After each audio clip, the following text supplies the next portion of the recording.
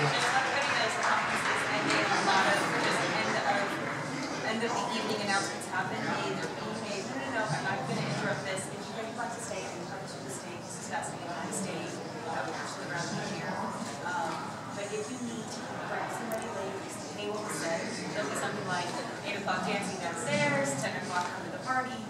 Nothing important to the rest. Okay. Yeah, I won't be offended if you all need to leave. I get it. Do you want me to keep going, or do you want me to stop? Keep going. All right. Vote for keep going? Okay, cool. I will. And if anybody needs to leave, no apology necessary. I get it, right? We'll just flip the bird as we walk out. Yeah, right. Do that. Let me get to the. All right, so why, right? Why bother, right? This is a lot of work, and it might not work, and we've already been through one substantial failure. So we try to oversimplify everything into kind of 3 areas. Why do this? It's greed, fear, or hope. I'm a capitalist. I had some money once. I don't have it now. I liked having it. I want it again. Right? I don't think that's hard to understand. Thank you, Gordon Gekko. Right, it's good. All right. So what are we going to do? So spin-offs like crazy. We're because of our high altitude balloon systems that we built to climb back and forth. That's a really good robotics test platform. It's also a very valuable communications and observation system. Okay, we can put a mile-high mast in the air in 2 hours after having boots on the ground.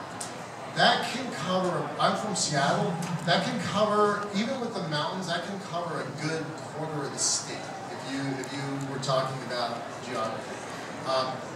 Your average antenna, 600, 700 feet, that's why they put them on mountains, right? 5,200 feet is a really cool antenna. It's commercially valuable. So that's an area that we're pursuing. We actually have to redefine what a tower is. We call it tethered towers. We've done 14 of these tests with 19 robots, and we're actually asking the FAA to redefine what a tower is. Yeah, go ahead. You're gonna laugh. Okay. So everybody thinks it's this big high-tech weather balloon. Drive past any car dealership parking lot, and they've got these big 3-foot balloons. Yeah, we use 12 and 16-foot versions of that. Polypropylene.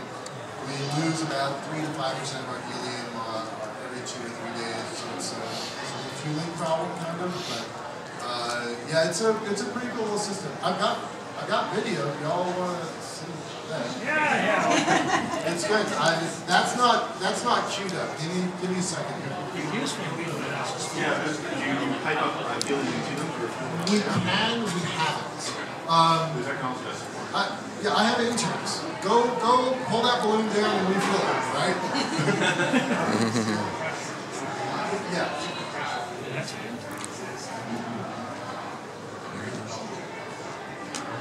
What about stabilization of the balloon? Stuff that you have to deal with moving around the plane or anything like that? It totally does. Here's one that's unstable.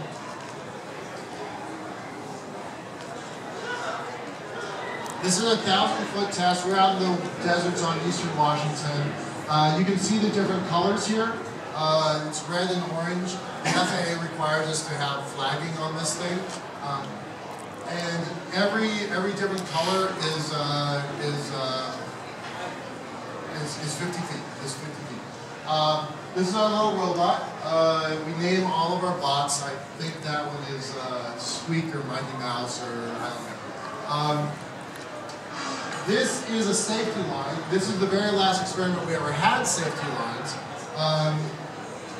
And that balloon is, that's the size of a small car. So this is not very good though, because what happened here is we didn't have enough lift. On this particular day, the wind was blowing a little bit, and we were kind of battling the lift of the balloon versus the wind. Right? So we actually went about 150 feet sideways before we started climbing. And every moment that this robot is climbing up the system, it changes the center of mass of the whole system. So it becomes mathematically very complex. Which is good practice for a tether. Which is good practice, right? You know, we had, so I said real estate, right? I had this 6-story office building. We would put a cantilevered arm out over the side and climb up and down the outside of my building, right? That made the neighbors curious. But we would, and we learned whatever we could climbing off the outsides of the buildings, right? And we started climbing up higher and higher buildings, but there's only so much you can learn on the outside of the building.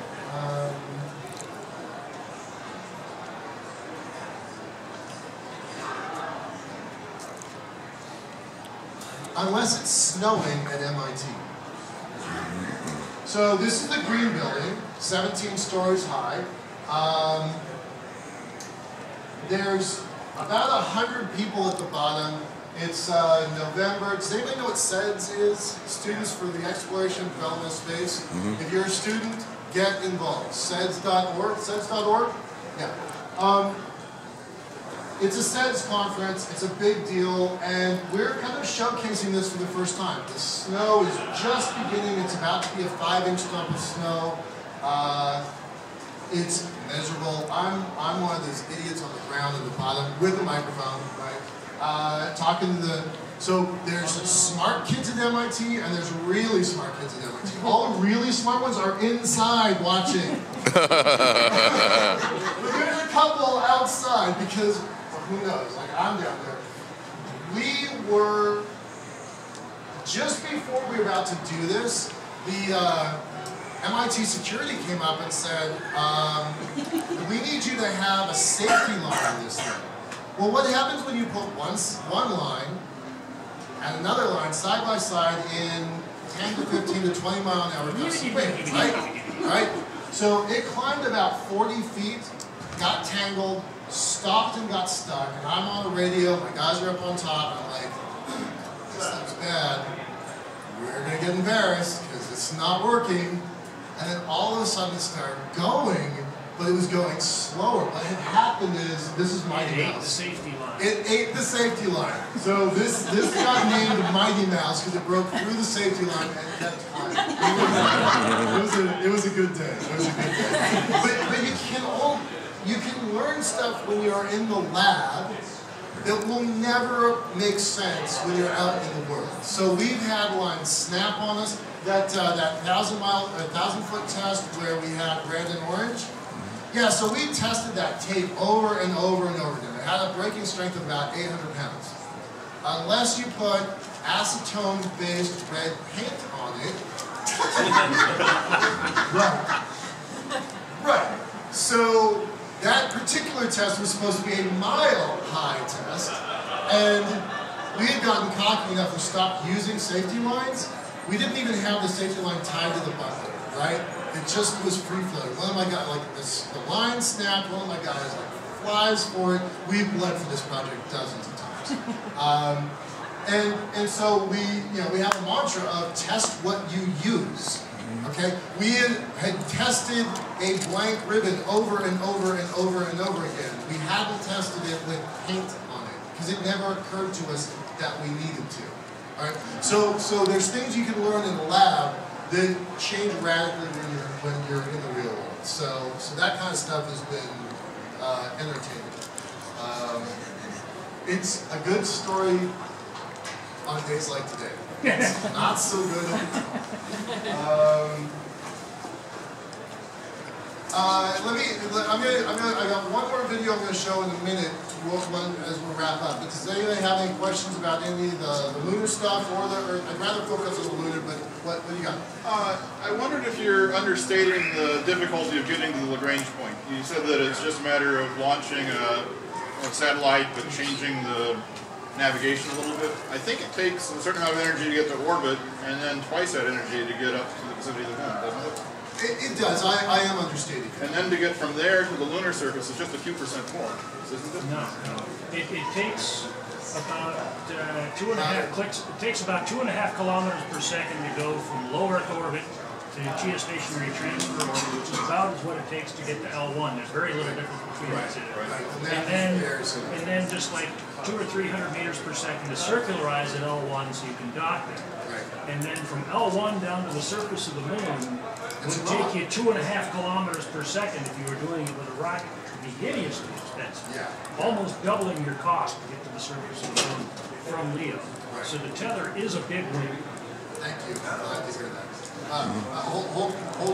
All right. So what do? Okay. So we got high altitude balloons. So that's a way that we can hopefully make some money.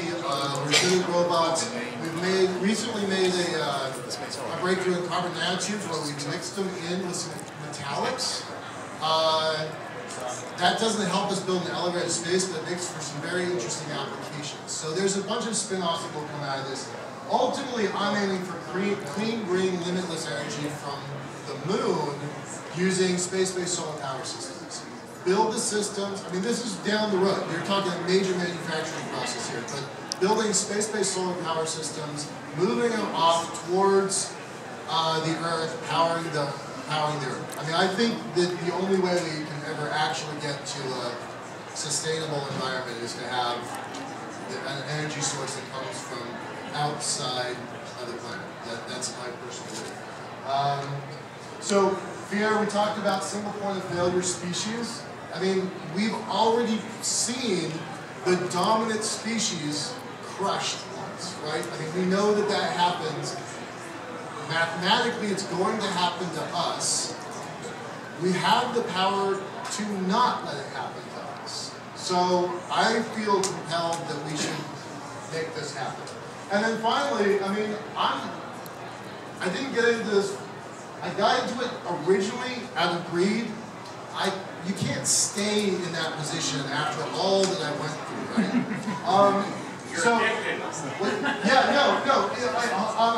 My friends have called me a hope junkie. Okay, I like that. I'm good with that. That works for me. This is why I stand, right? This is the stuff that says, all right, you had a bad day, move on, because this stuff matters, right? This is a good way to start. It's not something that will sustain you.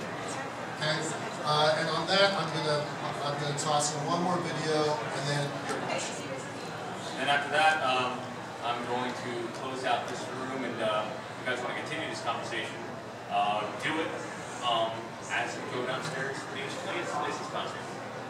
Okay. All right. So this is a video that doesn't have sound. Hold on a second, phone buzz. And audio jack on that.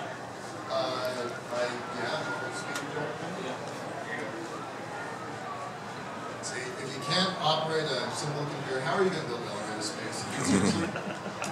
So I always tend to get the same sort of delays for the expression.